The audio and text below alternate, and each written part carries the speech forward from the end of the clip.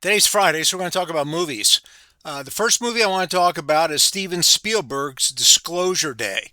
Um, it's a typical American movie. You got good guys, bad guys. The good guys win. There's car chases. There's gunfights. There's white knuckle, edge of the seat scenes, which I'm not going to spoil for you. There's drama. There's romance. I thought Emily Blunt did a great job. I mean, it's the first time I really focused on her. Colin Firth was hard to recognize, but overall, I thought the performance was well and believable. The movies are an American institution. You go to the movies, you have popcorn, you have a soda, you sit there in the theater. Now they got these big chairs. Um, you can buy the tickets online. When I bought my tickets, I got the direction mixed up. I thought aisle A was in back instead of in front. Well, I can't sit there all the way up in front. I'll have a crick in my neck and a headache. So I went and I sat in back. And then some people came in and sat next to me. And I said, am I in the wrong seat? Well, I said, I am in the wrong seat. This is why. Is anybody going to sit here, do you think? And the young lady looked at her phone and checked it and said, no, you're fine. You're okay. Very friendly. Other people came in sitting in the wrong seat. One came in and said, I think I've seen this movie before. And these were all friendly people. They're all friendly exchanges, friendly after the movie, too.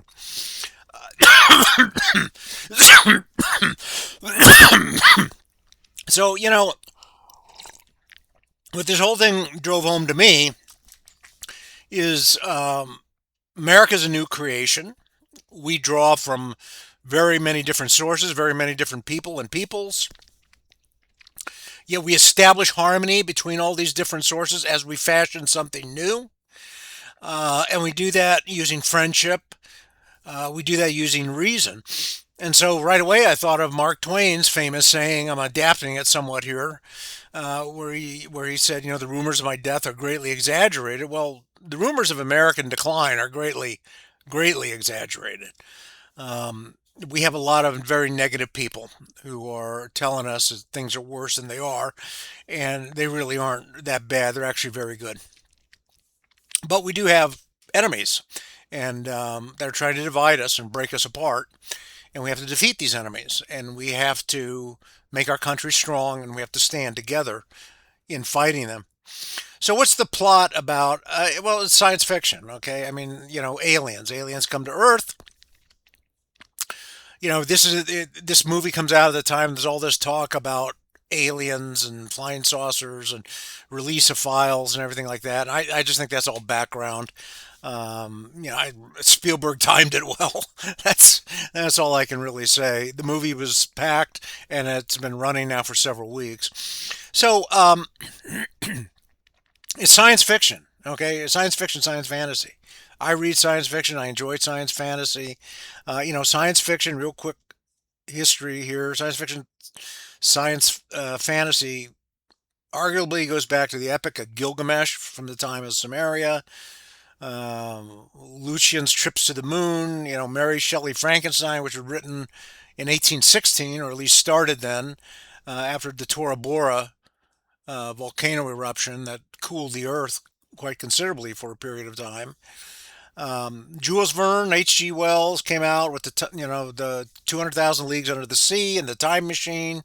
Then Pulp Fiction came up with Hugh Gernsback, but the golden age was with John Campbell and Isaac Asimov, and that's what I got into. That's really the golden age. That's Foundation trilogy, and it's a lot of other things. One guy who actually worked with John Campbell, who was quite a legend, John died in 1971, was L. Ron Hubbard. I know he's the founder of Scientology and all of that, but Campbell, he actually wrote a little bit about Campbell and about science fiction, which I think is of interest. Campbell had a degree from MIT, and he had a science degree from Duke, the physics from MIT. Hubbard wrote Battlefield Earth, a saga of the year 3000, And he explained science fiction. I think this is a very good explanation. He said, quote, science fiction does not come after the fact of a scientific discovery or development. It is the herald of possibility.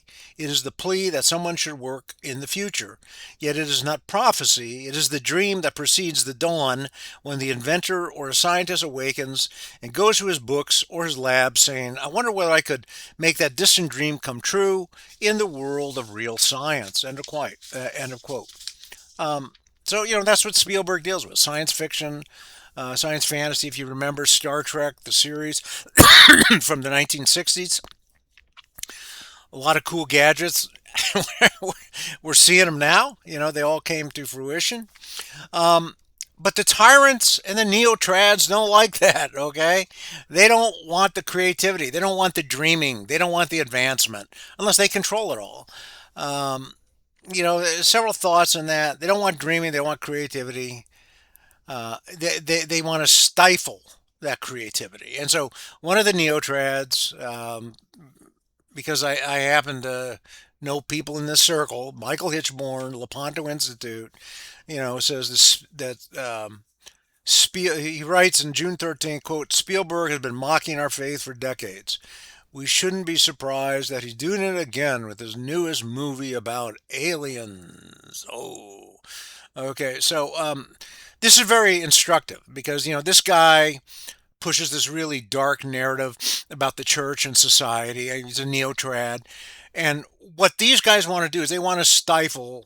What Hitchborn and people like him want to do, they want to stifle creativity, and they will put pressure or they will coerce people subtly, one way or another. And this is a subtle form of coercion. It's a cowardly attack on a great producer and artist.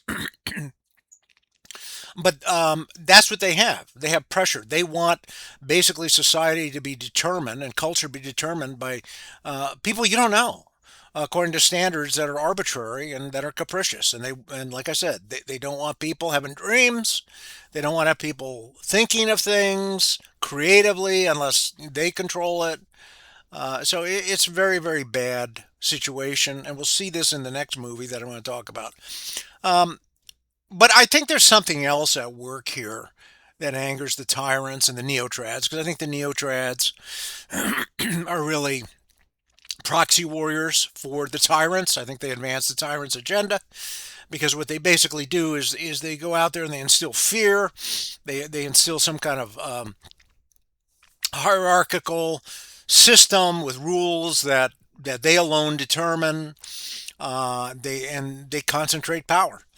What I think is also going on here is a lot of people, the neotrads and the tyrants, don't don't like the message of the movie. And the message of the movie is that empathy is an evolutionary advantage.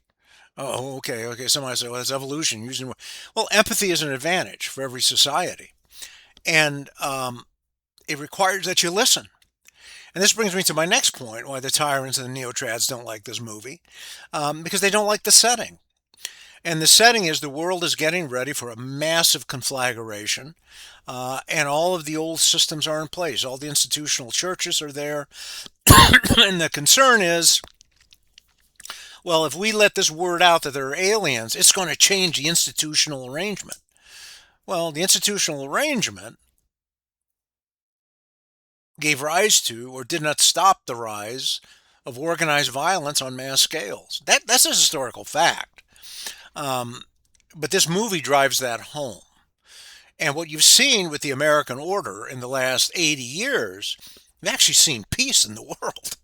And you've seen the development of the person, you've seen prosperity and good things happen. But the American order, is based on the highest of ideals. This, this movie, I don't know what's going on.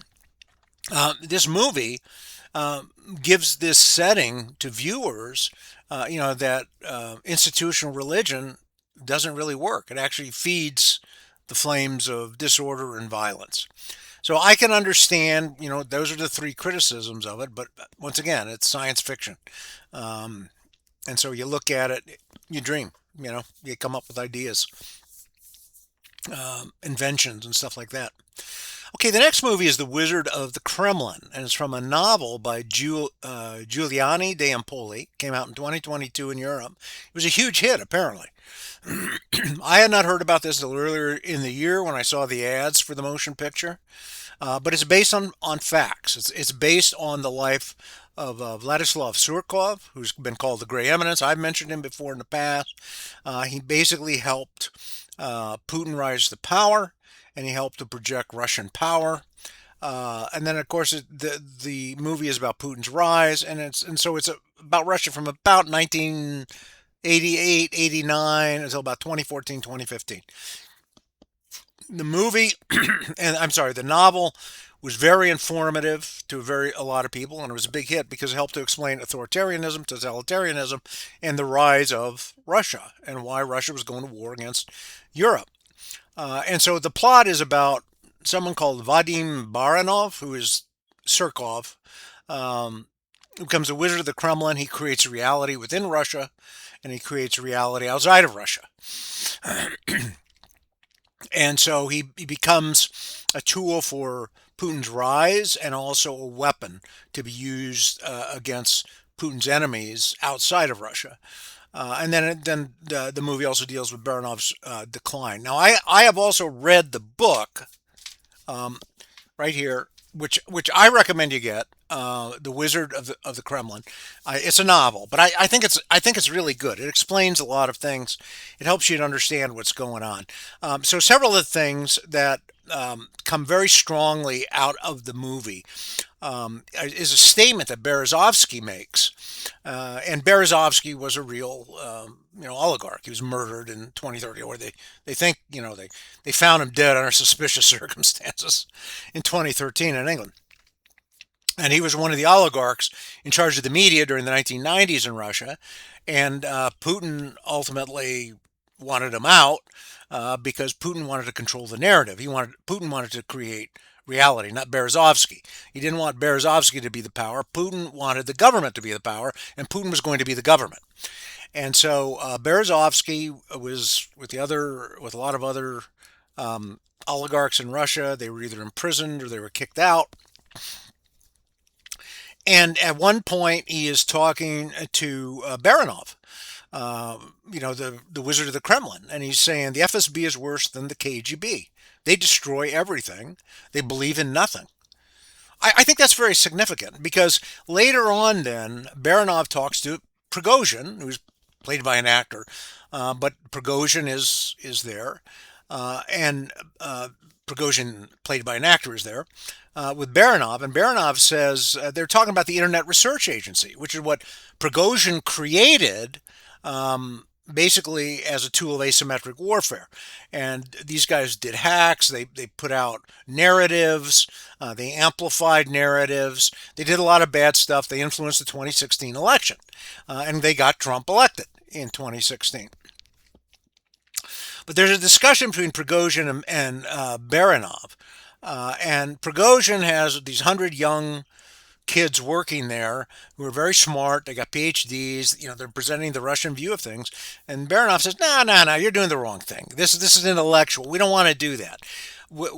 He asked Prigozhin, how do you break a wire? You bend it back and forth over and over again. You take it to extremes. You create stress. You create stress by basically trying to get people angry, which is a theme of this movie and a theme of Russia. Play on the anger. And so that's a very important scene where Baranov goes and talks to Prigozhin. And then another important scene is where you see Baranov bringing in all the extremists from around the area to put them to work in Ukraine and elsewhere to break that society. So those are three very important scenes from the movie. But from the book, I think several things become clear. I think there's a good discussion about Russia. They say Russia is not Europe. Rage or anger is a part of Russian politics. So we see this repeated in the movie. Rage or anger is what they build on, what they work on, what the Russians use, and they stoke it with lies. They still go sometimes with amplifying the truth, but it's always to destabilize. So it's evil. What they're doing is evil. What the Russians are doing is evil with their information operations, with their online operations, with their asymmetric warfare. It is absolutely evil. Russia does not have a democratic tradition. The reality is that it's an empire, and this idea of Russia as an empire was partly created by Putin after he took power and he pulled together all these different threads of Russian history to create this image of Russia as this empire, as this bear, because they were coming out of the 1990s. That was a period of great distress for Putin, who the book says he was a Chekist or is a Chekist. I guess he's still around. Putin is a Chekist, which means he's very loyal to this idea of empire, among other things. And what he and his followers did not like is the humiliation of Russia at the end of the Cold War and then the 1990s. But the Russian identity is one that is tied up with empire. The book says Russia's fate is to be ruled by the descendants of Ivan the Terrible. Privilege and status is what's all important to the Russians. They don't have a democratic history. Putin gathered the threads of Russian history to create an illusion, a reality of what Russia is. This explains the rise of authoritarianism because people want order, they want certainty, they want a stability, they want security, they want identity. So reality is created. Baranov created that reality. Baranov Surkov created that reality, and Putin could take power and bring people together in Russia to support his agenda and keep power. Um, there's some insights into Putin in the book, but let me go back to Russia very briefly. The book says Russia is a country of quote Russia is a country of mutes, a sleeping beauty country, lovely but lifeless, because the breath of freedom is missing. At a certain point, Baranov's father was named director of the Communist Party Academy of Social Science. His name was listed in the Great Soviet Encyclopedia, the ultimate honor at that time. But he was always a cautious man, basically. I think his main objective was to never wake up with the secret police banging on his door. You have no idea how much talent has been sacrificed in Russia on the altar of this one goal. End of quote. That's from the book. Okay, so what we're talking about here is tyranny, dictatorships. This rule of force by a strong man scares people, and it destroys creativity. Okay, and what what is science fiction is creativity, right? Fiction is creativity, right? So this is what tyranny does, and this is what the Soviet Empire and the Russian Empire does. It destroys this creativity in people. Now, um, let's talk a little bit about Putin because we get some insights on Putin. The book says he's paranoid. Russia's a giant prison. Putin's a Chekist and he has a predator's instinct for survival. Uh, and he's a very adept politician to a point. But the way that power was wielded by Baranov is through the use of lies, illusions, and anger. Anger. And of note, Baranov writes, or the author writes in this book, this is very important. Russia has always been based on mobilization. We were a nation entirely founded on the idea of war, on the defense of the homeland against possible attacks from abroad. All the sacrifices, all the many infringements on freedom were justified on that basis. The defense of a greater freedom, that of motherland. Russia's based on war. America's not based on war. America sees peace as the ultimate goal because we focus on the person. Russia puts the corporate identity before everything else. And as such, it has to be based on war and disorder and empire and myths and lies to keep this machine going as it's been going. So the book is very insightful in this regard, and that's why I recommend that it be read, at least for that sense. And war may produce advancements in technology, but it also produces more control and more power.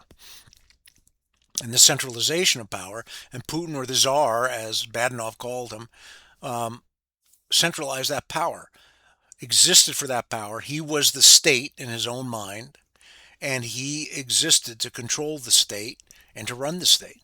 And it was a war-like state. Tyrannies are warlike. That's what you get. You get war. You have hierarchy, and you don't have clear rules. It's just really the whim of the ruler. And we're starting to see that in Russia now, as some of the lesser oligarchs are having their fortunes taken. Again, it's another purging by Putin and his people because they need money to run the empire, to run the war machine. Well, how long does that last? Well, I don't know. Some people are saying it's on its last legs. But this is what Russia is. It is based on mobilization. It's based on war. It's based on empire. It's based on supernatural nationalism. And so it creates disorder in the world.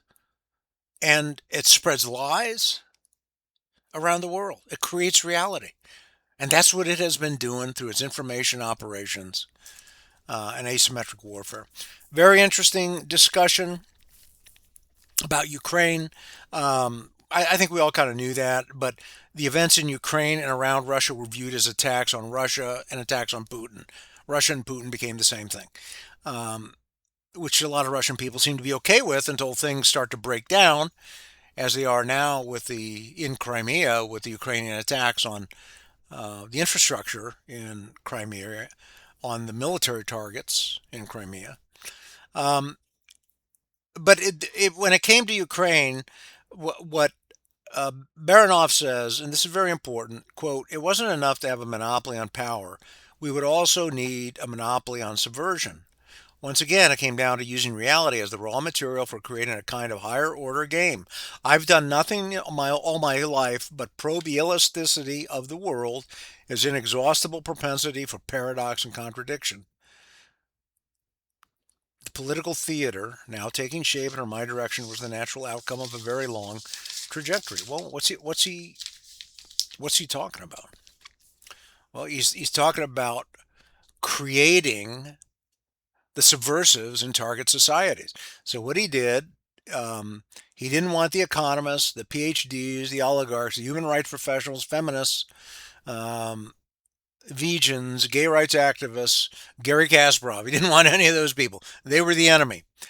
And what he did then was to tap into the anger and of certain groups of people. And he describes this, Vadya or Baranov describes it. Quote, the bikers and the hooligans, the anarchists and the skinheads, the communists and the religious fanatics, the far right, the far left, and most of those in the middle, anyone likely to respond in an exciting way to the demand of Russian youths for meaning after what happened in Ukraine. We couldn't allow the forces of anger to go unsupervised. The forces of anger to go unsupervised. So anger is harnessed by the Russians. And in the movie, this is stated. In the book, this is stated. Putin uses anger to keep power. Baranov used anger to keep power for Putin and also to subvert the enemies of Russia. He also says at one point in the book, he says there's no wiser course than to bet on man's folly. Guy who loses his job, his house, can't look into the future, and he starts to make crazy bets. He prefers the unknown risk to keeping things as they are. And that is what the Russians have played to in the West and in America. And they are doing this to weaken us, to destroy us, to bring us to a state of tyranny. And tyrants are allies for a while. But what Putin and his clique of gangsters really hate is democracy, is the person. Because democracy, the person, requires reason, cooperation. When you focus on those things, when you have those systems and you focus on the person, when you have democracy, when you focus on the person, you have to employ reason and cooperation. You have to be a human being. It's not about force. Force is what Russia has, force and lies. And another thing that you need in the West when you have democracy and a focus on the person is you have to have the truth and you have to have the rule of law. And these things are anathema to tyrants and they are anathema to Russia. Russia is disorder. It is the source of disorder in the world. And the importance of the person, the importance of collaboration and of reason, rule of law, unity, solidarity was driven home by Pope Leo in his latest encyclical. So people who oppose that encyclical, what are they offering? They're offering force and lies and stories and arbitrariness. Those are the two movies. Go see them when you get a chance. Tonight it is Lucky Strike with Scott Eastwood. I think it'll be a good movie, true story, or based on facts at least, of an incident that happened during the Battle of the Bulge, 1944. Thank you.